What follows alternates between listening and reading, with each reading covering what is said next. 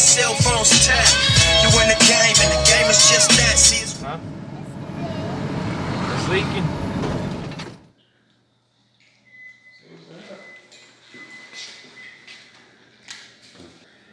We stopped the interview to dump the footage. And then make enchiladas. Feel me? That's how you speak. That's how I want to use. Guatemala beer, man. That shit look cold. 16 ounce. You dig me? You like spicy? Yeah.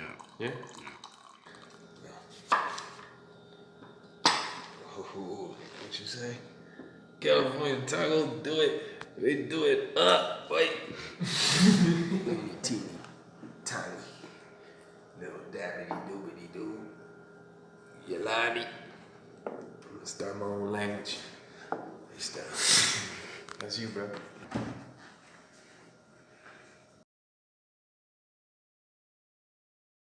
What up, what up? Juleunique, where's Juleunique been?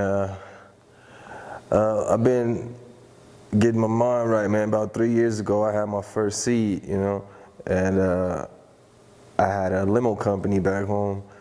So, you know, things was going good. I was stacking bread, man, and I wanted to do something smart. So 3 years ago, after I had my first kid, I moved to Guatemala and built a house, you know, and you know, just thinking about lifetime investments. And nigga, you know, I had bread. I was gonna, what I would do, buy a Bentley or some dumb shit, you know what I'm saying? So I invested it in, you know, my crib. It's my crib right here, you know.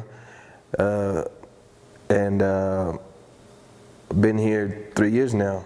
Got another kid on the way. Probably in a couple days, man. And then we got a taco business here, California Tacos. So been chilling. I've been able to focus on music, take time, you know, off life. I ain't got no pressure, no mortgage, no car note. You know, I ain't got nothing. You know what I'm saying? I'm just chilling, so I got time to focus on myself, my music, you know, and come right. You feel me?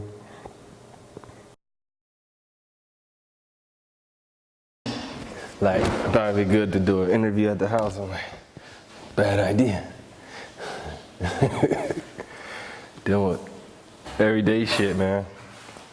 But, you know, beautiful struggle. I'm out here really with no worries, man. My worries are real minor. But, we rolling? All right. Where were we? Okay, like, who is Juleunique? Who is Juleunique? Man, Juleunique was just like, Juleunique was like a young nigga grinding, you know, doing my rhyming. Like, a lot of niggas talk about, oh, I was a street nigga, I did this, I did that. Nah, I mean, I was a real nigga, you know what I mean, but I never really was like on some street shit. I was just like fresh nigga from the hood. And I was from the hood because I grew up in the hood. I lived in the hood. I ain't never had to get put on, nigga. I was from the hood just because I was from the hood, you know what I'm saying? But anyway, yeah. Who is Juleunique? Juleunique from Long Beach. You know, young nigga rhyming in the streets. I grew up on the west side, east side, where Snoop Dogg from. Long Beach, for those who don't know. East side is where Snoop Dogg from. I'm from the west side, so, you know, it was a little rivalry, but, you know, nigga, the big homies was cool, so they would come around, and Snoop Dogg Pound would come around in the death row days, you know, shoot dice in the hood, and it was like all good, man. But fast forward some years later, I moved from the west side to the north side. I linked up with some cats that was like underground. They used to have their mixtapes, but like actual tapes, you know what I'm saying? Before real niggas was doing mixtapes, and niggas had tapes in the streets. Like everybody had a copy. Niggas would, you know what I'm saying? It was a Long Beach thing, so it was a Long Beach crew. So I moved on the north side and just so happened to be around the corner from these niggas.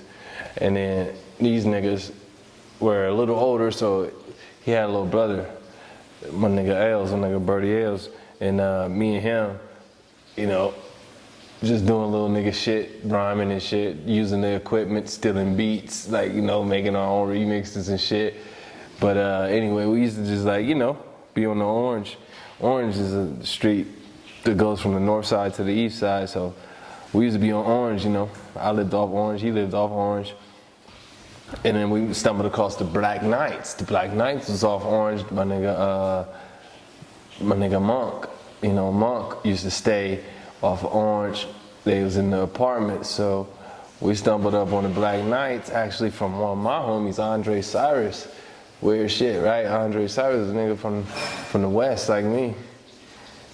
But he went to school together, he played football for Poly and shit, so anyway, long story short, we met the Black Knights like that, you know what I mean? Just stumbling on the blocks and shit. Them niggas used to rhyme. Them niggas was like, you know, had a little crack spot right there, you know? Them niggas used to get it in. But anyway, long story short, them niggas signed with the Wu-Tang.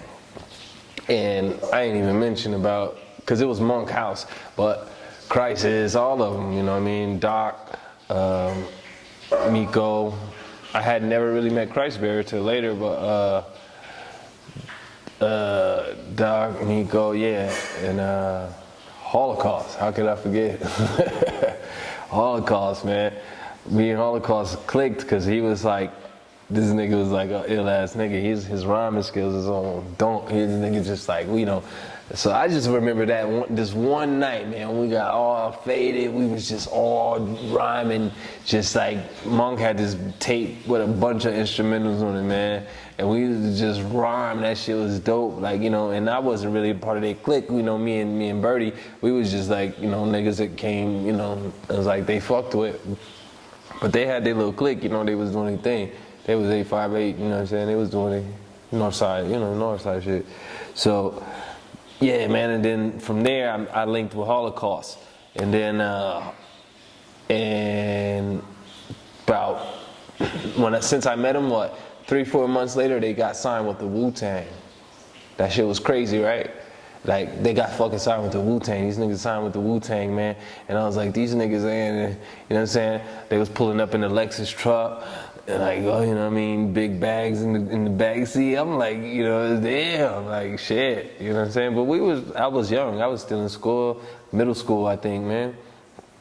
So, long story short, they signed with the Wu-Tang, man, and I was going to Crenshaw High. I remember I ran into Old Dirty. The Old Dirty Bastard at the Crenshaw Mall. This nigga had his face on one of those, you know how you take a picture and put it on the shirt? You know, they put it on the screen and you can see it, like, you know, they leave it so you know how they do it.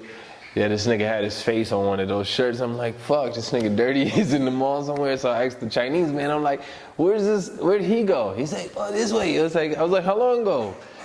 And then, you know, told me, and then crazy thing about it is I ran into some niggas from Leimert Park. And these niggas was like real kind of grimy militant. And I seen them, they got, you know, fatigue jackets, and I'm like, oh shit, these niggas probably with Dirty right here, you know, and I'm looking at them, and these niggas is like pressing me, like real, like, nigga, what you looking at? Like, I'm like, nah, bro, like, you know, I ain't even like, you know, I didn't show no fear, but I was like, I pride myself later because I was like, I didn't show no fear, like, but these niggas was pressing me, you know, like 6 of them, they act like they was about to do something, but I was like, nah, man, I thought y'all was with Dirty, I thought I was looking for, he was like, wait, hold on, he held his crew back. This shit is like some movie shit, it's fucking true story. This nigga held his crew back, like, and like, hold up, he's like, Dirty in here? And then, like, you know, we found Dirty, man, and then, like, I was good with him because, you know, the homies had just signed with the Wu, and he was like, oh yeah, Black Knights, they digital right now, you know, man. So like, I was like, damn, you know, this was back in them days, man. This is probably like early 2000s, you know? And then, yeah, long story short, they signed with the Wu, you know, they did their thing, they had their run, and a few while back, and then me and Holocaust link up, pretty dope. I ain't never told this story, but me and Holocaust link up, and we start doing music. You know what I'm saying? Like, and then the music that we did, it was like classic, and where I didn't even know. Like, you know what I'm saying? Like, that was like I would just grab him up because, like, you know, he was on this. I don't know what he was on, man. He just, you know, niggas just have they phases in life. So I grabbed him up and would take him to my cousin's studio. And my cousin, you know, record us for free. So, like, all those joints that we did that's classic now, you know, it was the shit that we was doing. We had no idea it was going to be what it was, you know.